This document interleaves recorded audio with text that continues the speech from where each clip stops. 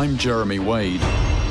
For 35 years, I've been tracking down freshwater monsters. That is a big fish. But wherever I look, these apex predators are disappearing. This is really remote, but even here, the big fish have gone. For a biologist, that's a wake-up call, a sign that our rivers are in trouble. To uncover what's going on, I'm heading to 6 of the planet's major waterways. I need to mix with the people who live along their banks and test the waters any way I can. Yes. My mission? To find out if these mighty rivers really are past the point of no return.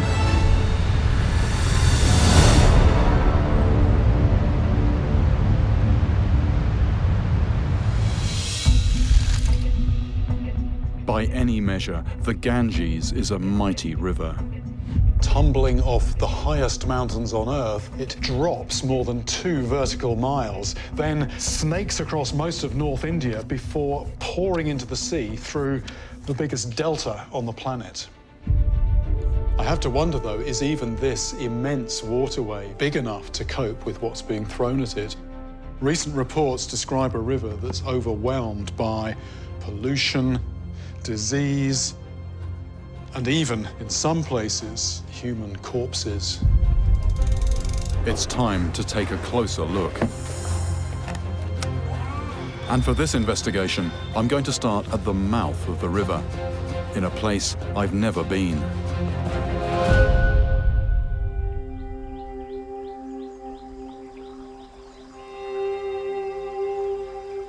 For centuries, this part of the Ganges has been infamous for man-eaters. But I haven't come here to track down a mystery killer. I'm here to find out if the Ganges itself really is dying.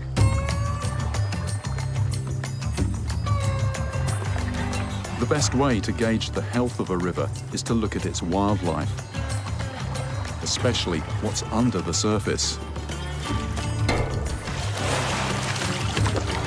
In search of clues, I'm heading to Goshaba, a riverside town with a thriving fish market.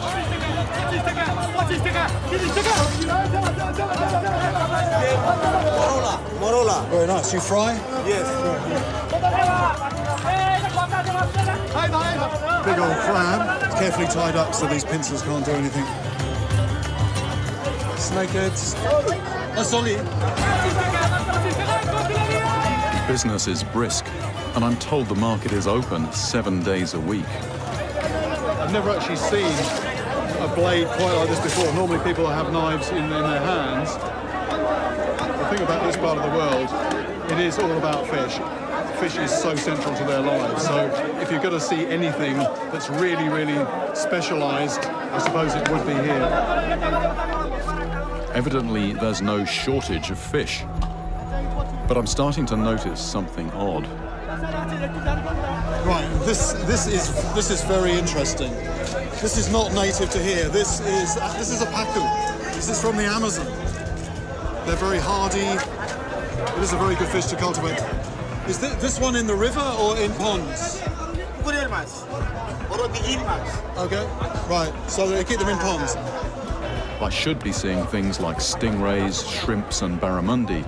Most people, though, are selling exotic species. So what they call a pangas is a catfish. Again, it's not native. I've seen these in Thailand. There's all sorts of stuff turning up here. There's quite a lot in the way of introduced fish, which they seem to be farming. So not caught from the wild, but actually farmed. The more I look, the more aliens I find. These ones are African. Tilapia, these are everywhere. I'm right next to one of the biggest rivers in the world, but very few of the fish on offer are actually coming out of it. What this is telling me, I'm not yet sure. These are ponds that people have dug. they're keeping fish in here. I don't know if that's because it's just easier. Why go out and catch wild fish when you can domesticate them? Farming fish makes perfect sense, but I'm concerned that the river might not be as healthy as it looks. I'm going to see one of the oldest fishermen around here. He's called Henmuth, and I'm hoping he can shed some light. Namaskar. What would you say is the health of the river? Is it harder for you now than when you were younger to catch fish?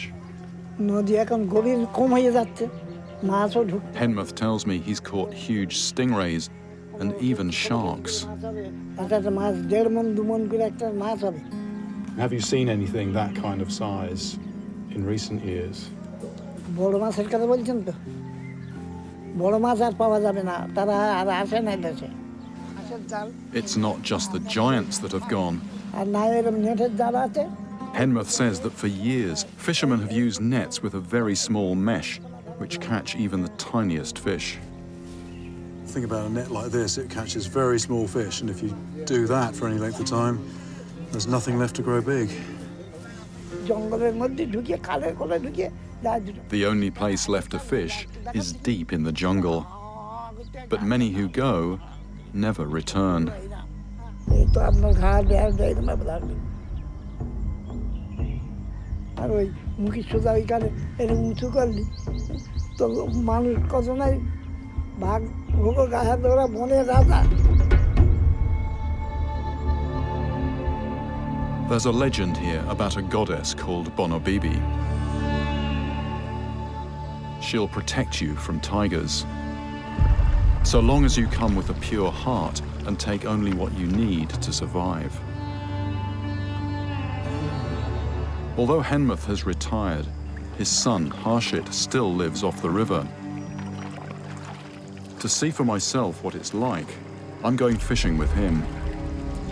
It's quite claustrophobic when you're coming through the narrow bits.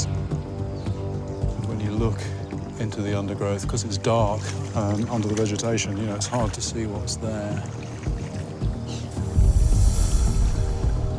People have been forced to come more into the jungle because the fish aren't providing a living now, so it's all about mud crabs, and this is where the mud crabs live. But it's also where the tigers live, and it's where the tigers take, on average, about 1 person a week.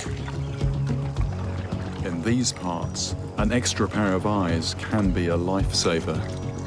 I'm used to being the hunter, not the hunted.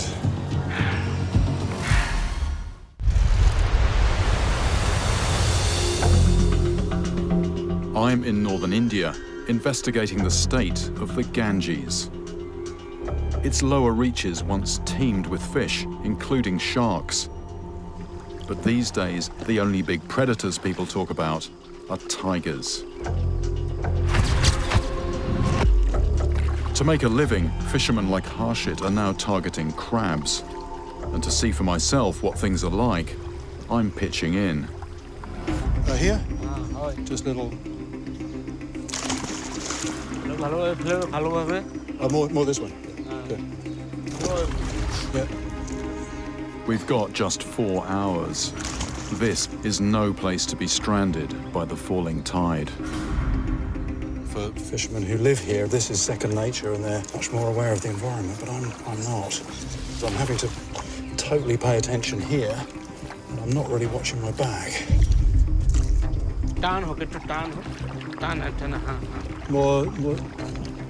More tight, like this. This, okay. This is the first time I've fished for crabs.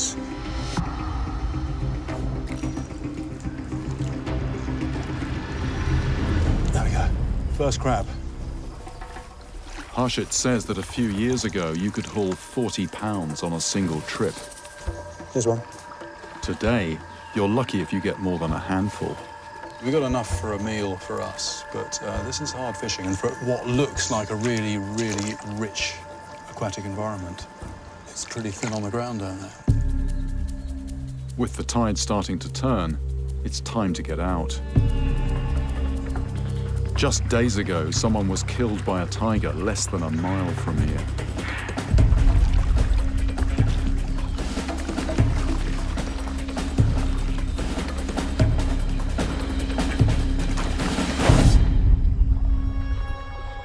I'm relieved to be in open water, but we're still too remote to get home for the night.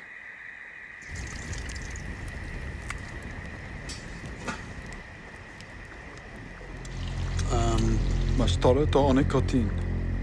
Kintapna kita korte ভালো লাগে। আমার ছোটবেলা থেকে আমার প্রায় এই অভ্যাস মানে প্রায় 20 বছর আগে থেকে আমার এই অভ্যাস এই মাছ কাঁকড়া ধরার পর আমার নেশা I can't imagine taking this gamble every day. And it's not just tigers.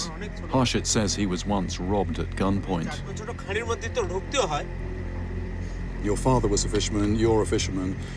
Your sons, do you hope they will be fishermen? মানে মেয়েরা পড়াশোনা করছে ছেলে ছোট সবে 4 বছর বয়স আমার বাবা মাছ ধরেছে আমি এসেছি আর না ছেলে মেয়ে আসবে না People describe me sometimes as an extreme fisherman, but doing this for a living, that's pretty extreme to me, and the rest of the world never really hears about it.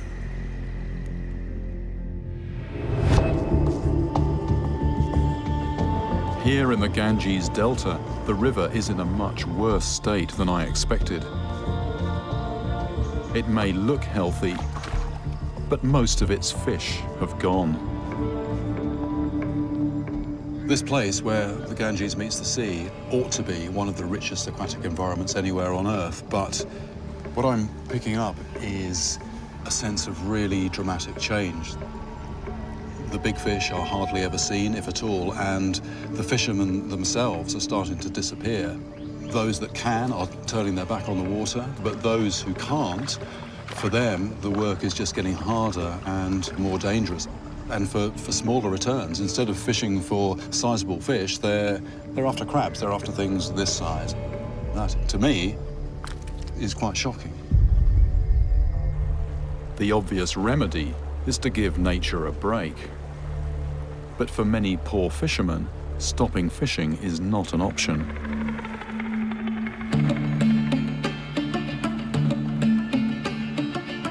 Taking my investigation upriver, I leave the delta and head for the plains. It's in these middle reaches where the Ganges is said to be under maximum pressure. And it's not hard to see why. To find out how it's coping with tens of millions of people, I'm going to India's spiritual capital, the holy city of Varanasi. Hindus believe that if your ashes are scattered on the waters here, your soul will escape the endless cycle of reincarnation and suffering. But alongside stories of half-burnt corpses, I've heard that the sheer number of living people is more than the river can stand.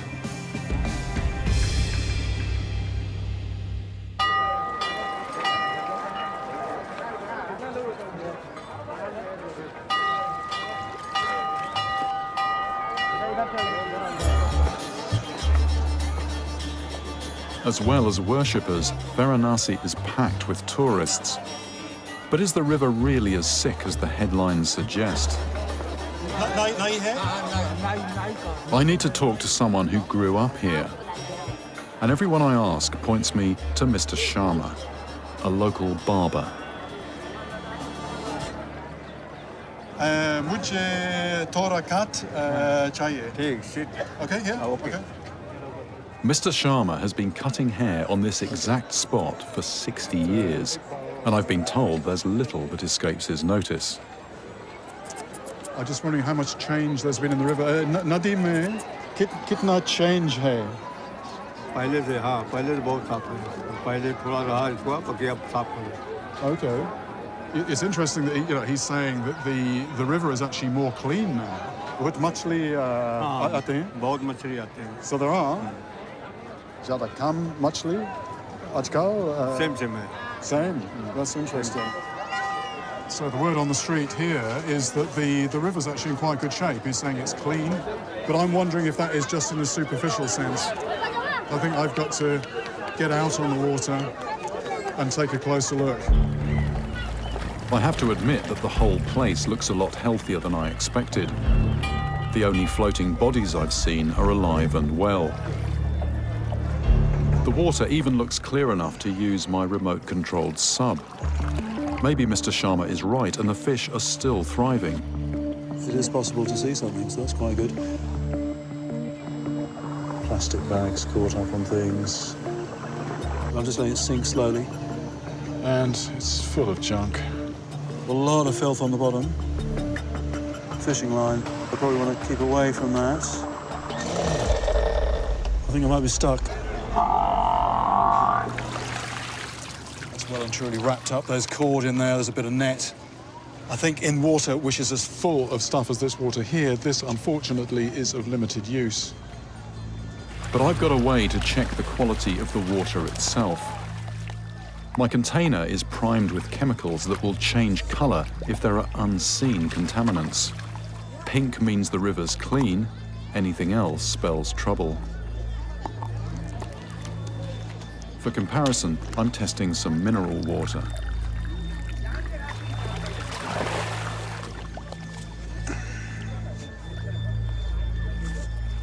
This is a pure water. This is what water should look like.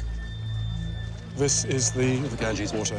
What does this mean? It means fecal coliform bacteria. Basically, the water here is full of human waste. My test is pretty crude, but I've heard there's a scientist here who monitors the precise amount of human waste and makes his findings public. These are the latest readings from the river.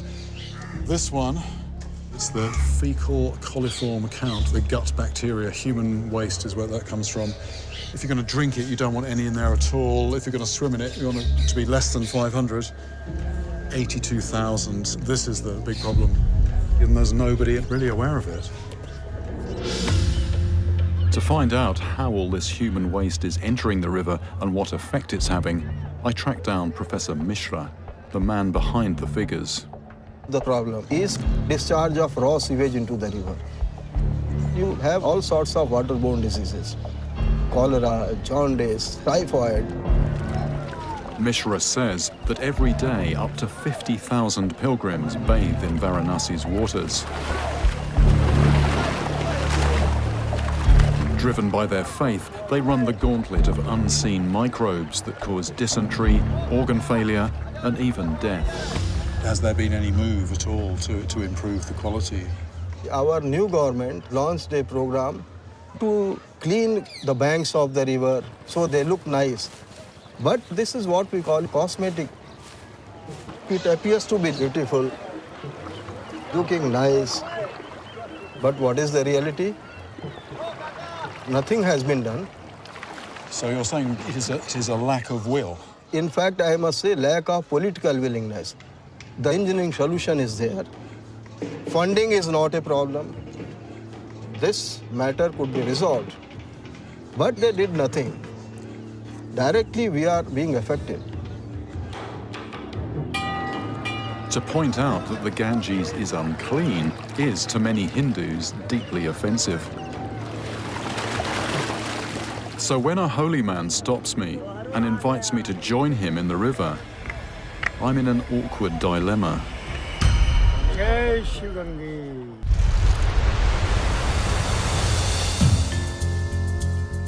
I'm in Varanasi, the holiest city on the Ganges, where millions of pilgrims come to purify themselves. Although the river's banks are being kept clean, I've learned that the water here is actually awash with human waste. Now I've been invited by a holy man to immerse myself, and I don't want to offend him. I follow you, okay? What I'm going to do, I'm just going to attempt to do everything that he does. Come on.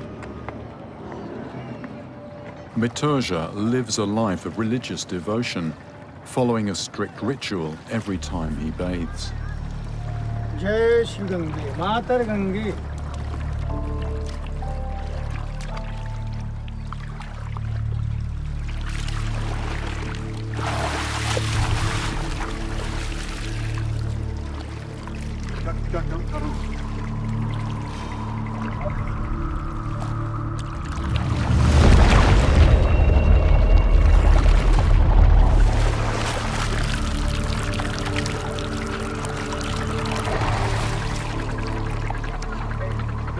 bar? Okay. Tin bar? 3 bar. Tin bar.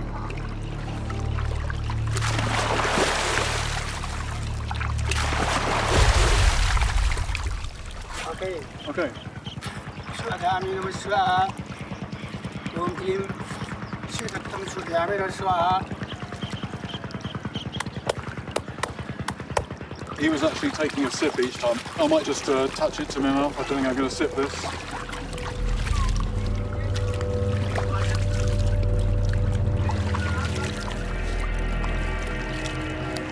I'm actually feeling quite good. I really do feel refreshed and set up for the day. Whether I get a dose of dysentery or worse remains to be seen. I've scarcely dried off when I'm recognised by another holy man. Yeah. Fish, exactly. I watched you on TV catching fish, and I said, "Are there big fish here?" He goes, "No, small fish here." When you were small, were there big fish here? Yes, there were. Now, no, they've gone. Big fish have gone from here. So far on the Ganges, I've barely seen a wild fish, and I can't imagine finding any here, where the water is full of raw sewage. On the edge of town, though, someone who looks like he might be a fisherman waves me over. Yeah? Fish? Must be, huh? Yeah. Okay. It's okay here? It's okay? Fish sometimes use moored boats for cover, but finding anything here is surely wishful thinking.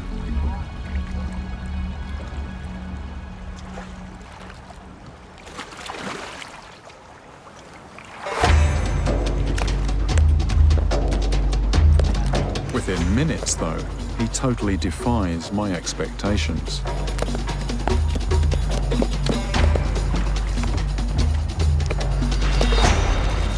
Egg, 10 fish.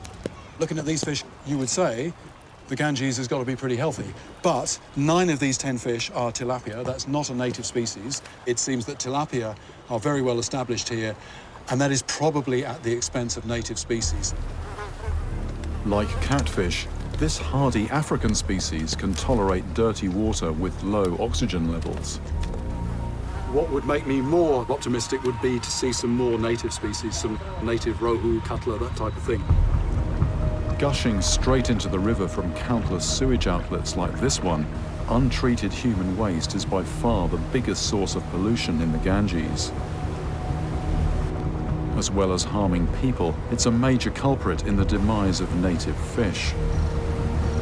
There's quite a smell in the air, and that's probably methane. As bacteria break down the raw sewage, they use up so much of the water's oxygen that all but the toughest fish die off. Not very pleasant.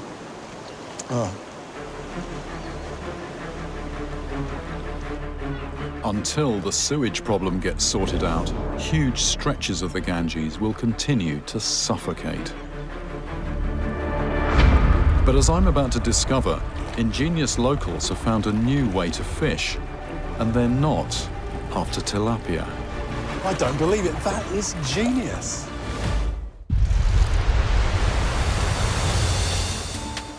On the middle reaches of the Ganges, I've found a river so starved of oxygen that most of the native fish can no longer live in it. Tilapia, that's not a native species. But on the outskirts of Varanasi, the river is a hive of activity. And my guide Manoj says there's good money to be made, so long as you know where to fish.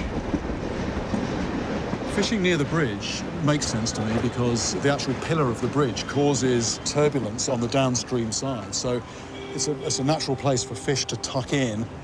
Food will settle there. So if I was fishing, I would be immediately downstream of the pillar. On the other hand, nobody here has anything I recognize as fishing tackle. Normally, I look at people's gear and I can understand what's going on. There's a hook, there's a weight, there's a net or whatever. I can see how it works. But I have to say I'm quite mystified. There's basically a load of heavy weights and there's a certain amount of sort of mud and sediment on those. So I'm guessing that drags along the bottom. Are we knocking the fish out with those lumps of metal? I really don't know. So nothing else. Kuchor, hook, no? No hooks? Net, no? No, no.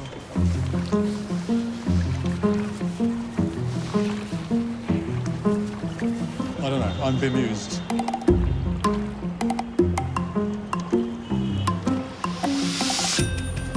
I'm seeing bright silvery things. Ah, now I get it. That is genius. We've got some money. 5, 6, 7. There we go. That's what this is about. These are magnets. He does fish, but instead of catching fish and then selling the fish, you just fish for the money directly. Manoj explains that pilgrims on their way to Varanasi throw coins from the train as an offering to their river. Kitna paisa mila hai? 400, 500. Sabse acha din mein. He says that on a good day, he can make more than a medical intern at the local hospital. But Varanasi's coin fishers can't hide the fact that the river is sick.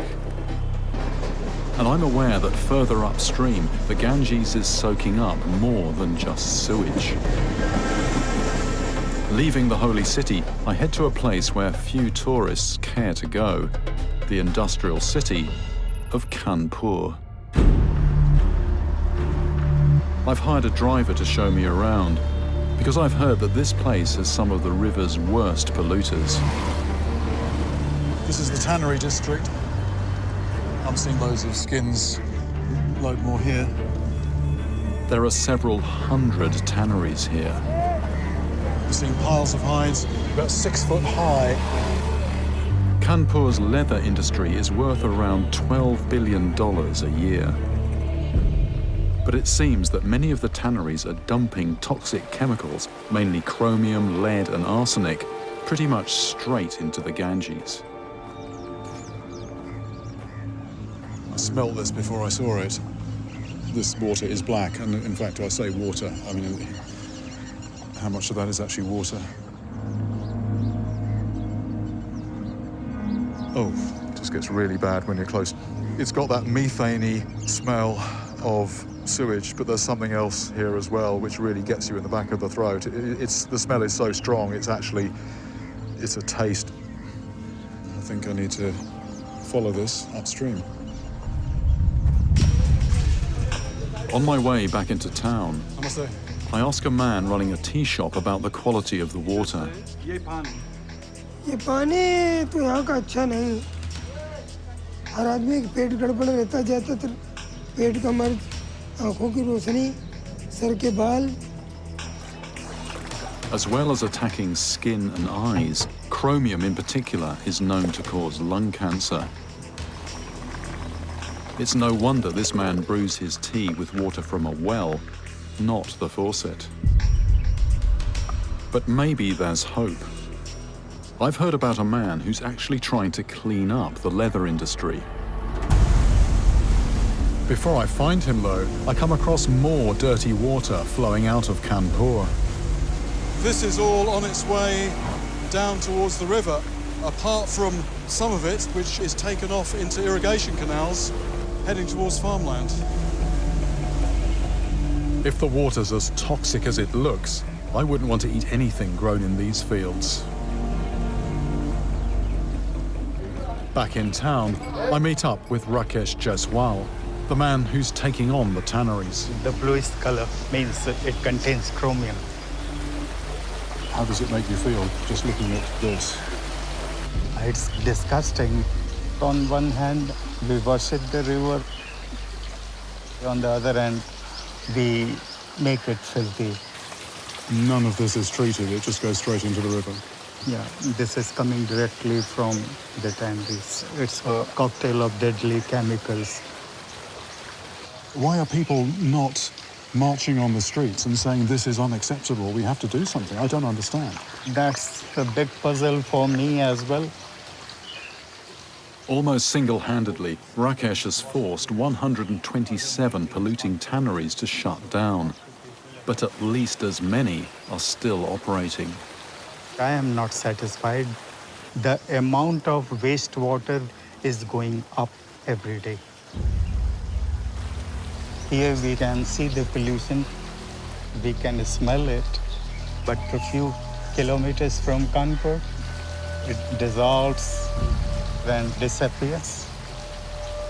It becomes invisible.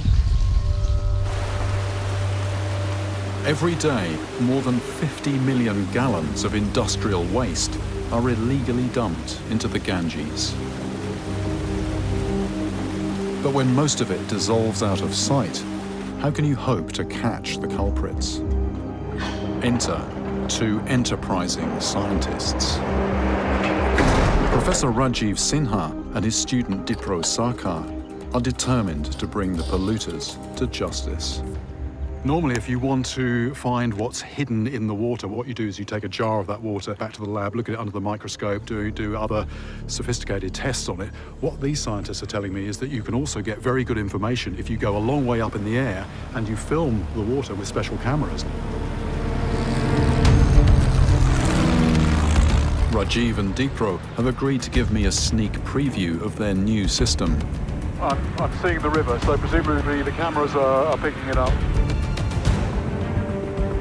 Our super-sensitive, hyperspectral cameras can detect the chemical signatures of different pollutants.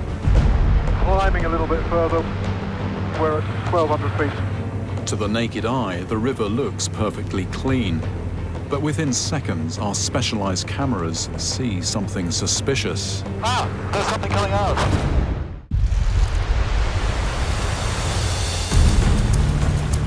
I'm in Kanpur, a city on the Ganges where industrial waste is being illegally dumped in the river. But two scientists are zeroing in on the polluters. There's something coming out. And their specially adapted cameras have just snapped something that calls for closer inspection. This is a normal image from the naked eye. We can't see the pollution. It just disappears. But just check on this. That is so dramatic. In Dipro's enhanced image, the pollution and where it's coming from are both clearly visible. Water pollution, normally in a very short distance, you can't see it anymore, so it's out of mind. Absolutely. Tracking pollution to its source, that's the critical point here. With this whole technologies, you have a visual evidence, and that kind of evidence is very hard to deny by anyone. You can actually point out that this is the tannery, which is creating the pollution. So it's real precision, this, isn't it? The cameras work just as well at night, so it's going to be hard for the polluters to hide. We know that the technique works in terms of detecting pollution, and that can actually be applied anywhere in the world. This is definitely a game changer. Innovators and doers are exactly what the Ganges needs if it's ever going to run clean again. For me, though, the best sign of a river's health is its wildlife. And so far, no part of this river has been fit to fish. To find life below the surface, my best hope is to leave the densely populated plains and escape to the mountains. Even up here, though, I'm nervous about what I'll discover. For decades, poachers have been using pesticides and dynamite to strip this river of its fish.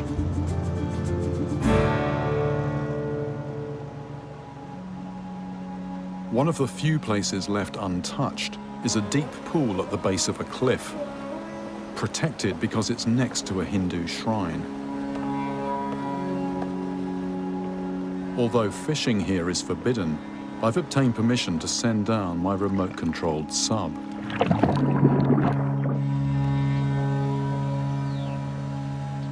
I'm just dipping down to the riverbed. This is how a riverbed should look. That's sand and boulder, there's no plastic. 13 feet. Oh no, that's something came right in front of the camera there. And some more, there we go. A shoal of native suckerfish is a good sign. But just around the corner, there's something much bigger. Oh, that's his eye, that's his eye.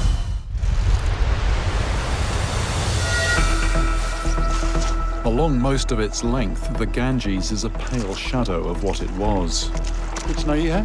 No fish? But in its upper reaches, my remote-controlled sub is finally revealing signs of life.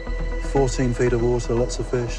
And in a small protected pool next to a shrine, I'm about to meet an old acquaintance. That's a goonch tail. That's a goonch tail with several of these sucker fish around it. Goonch can be notoriously hard to catch. And there's another goonch. There's three wedged in. No, there's not, there's 4. Over 35 years, I've only caught a dozen. And here are 4 of them, right in front of me. This is probably at 50 or 60 pounds. Seeing top predators is encouraging. It means there must be plenty of smaller fish too. But this is just one tiny pool in a largely unprotected river. Even up in the mountains, most of it is a free-for-all. Not far from the shrine, though, is a place where fishing might actually be part of the solution. A small company has bought exclusive rights to a 2-mile stretch of river, reckoning that its fish are worth more alive than dead.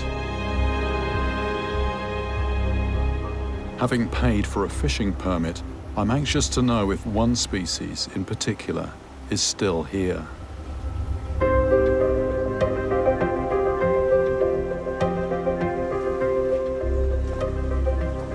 I first came to India in my mid-20s because I wanted to catch a fish called the marsia, the most iconic fish of the Ganges. I thought that was just going to be a one-off trip before embarking on a normal career. But didn't work out that way at all. 35 years later, my quest has changed a bit. I'm here now with a question: are those fish still here?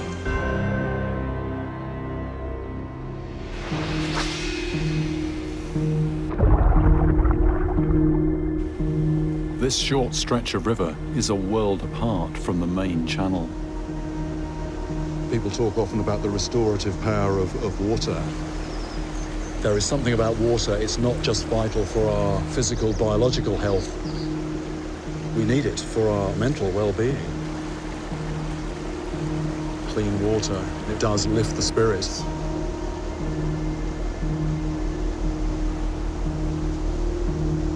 It's hard to believe that this is the same river as the one that flows through Kanpur. Downstream, it is a dead river in so many places, and that just shouldn't be acceptable. This is the Ganges as it should be.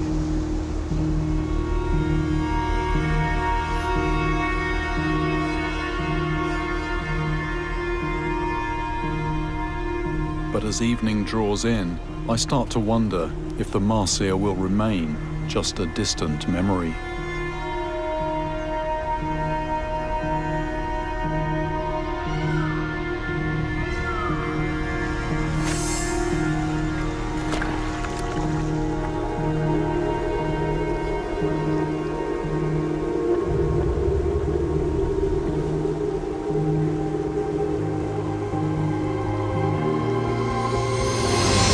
Yes, it's running.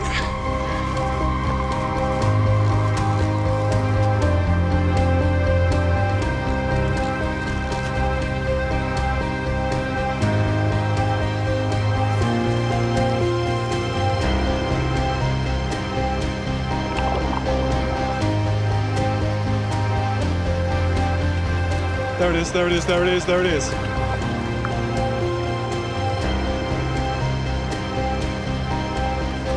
See the fish?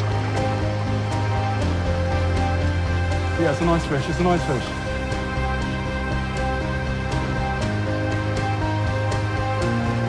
We have it.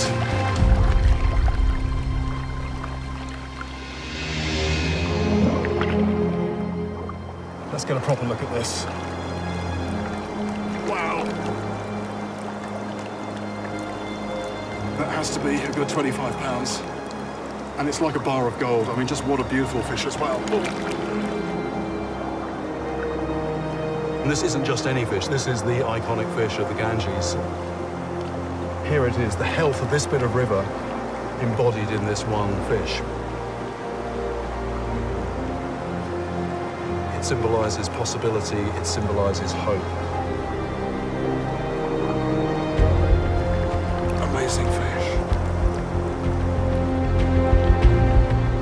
It seems that a big river can take a lot of abuse. But eventually, you reach the point where it dies. How close to that point is the Ganges? In spite of everything I've seen, finding its two biggest predatory fish, the Gunch and the Marcia, gives me some hope that it's not yet too late.